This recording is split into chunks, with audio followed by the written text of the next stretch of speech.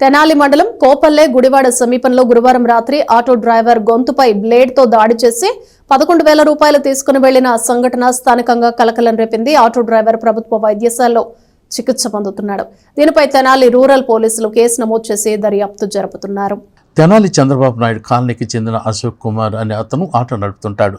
అయితే గురువారం రాత్రి కోపల్లె గుడివాడలో డ్వాక్రా డబ్బులు ఇచ్చేందుకు కటివారం నుండి కోపల్లె గుడివాడకు వెళ్తున్న సమయంలో నిర్మానుషంగా ఉన్న ఆ మార్గ మధ్యంలో ఒక గుర్తు తెలియని వ్యక్తి ప్రయాణిక ఆటోను ఆపాడు. అయితే ఆటో ఎక్కిన ఆ గుర్తు తెలియని వ్యక్తి వెంటనే బ్లేడ్తో డ్రైవర్ గొంతు కోయటంతో పాటు చేతి మణికట్టుపై కూడా గాయం చేసి అతని జేబులో ఉన్న 11,000 రూపాయలు తీసుకుని పరారైపోయాడు. గాయంతోనే ఆటో డ్రైవర్ తన స్నేహితునికి వెంటనే ఫోన్ చేయగా హుటాహుటిన స్నేహితుడు వచ్చి తీవ్ర గాయమైన ఆటో డ్రైవర్ అశోక్ కుమార్ను తెనాలి ప్రభుత్వ వైద్యశాలకు తీసుకెళ్లి వెంటనే వైద్యం అందేలా చూశాడు. ప్రస్తుతం వైద్యశాలలో చికిత్స పొందుతున్న అశోక్ కుమార్ ఆరోగ్యం నిలకడగా ఉంది. కాగా ఆటో డ్రైవర్ని గొంతు కోసిన ఘటనతో పోలీసులు గురువారం రాత్రంతా గుర్తు తెలియని వ్యక్తి కోసం గాలింపు చర్యలు చేపట్టారు.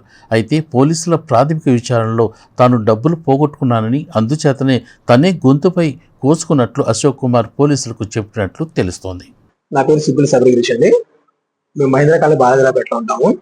మా అన్నయ్య వాళ్ళ ఫ్రెండ్ సీఎం కాలనీలో ఉంటాడు. అతనికి ఇలా జరిగిందని చెప్పి వాళ్ళ ఫ్రెండ్ ఫోన్ చేసి చెప్పడంతో నేను ఎదురు వెళ్ళాను. వెళ్తుంటే ఆటోలో అన్నయ్య వస్తున్నాడు. నేను ఎదురు బండి ఆపేసి వెంటనే చూడంగానే తనకి గొంతు కాడ చేతి దగ్గర బాగా తెగడం జరిగింది.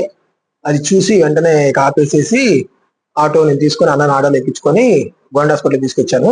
వస్తుంటే దారిలో అడిగితే ఏం జరిగిందన్న అంటే డ్వాక్రా డబ్బులు కడదామని వెళ్తుంటే ఎవరో దుండగులు దారిలో ఆపి ఆటో కావాలని వస్తూ ఆపేసి వెంటనే చెయ్యి గొంతు కోసి డబ్బులు తీసుకొని వెళ్ళడం జరిగింది. ఇక వెంటనే నేను అన్నని ఎక్కించుకొని తెనాలి గవర్నమెంట్ హాస్పిటల్ తీసుకొచ్చాను. ఇక్కడ తీసుకొచ్చాక ట్రీట్మెంట్ జరుగుతూ ఉంది. అన్నయ్య తెనాలి నుంచి కోపల గుడివాడ డ్వాక్రా డబ్బులు కడదాం వెళ్తుంటే ఇలా జరిగింది. మార్గం మధ్యలో జరిగింది.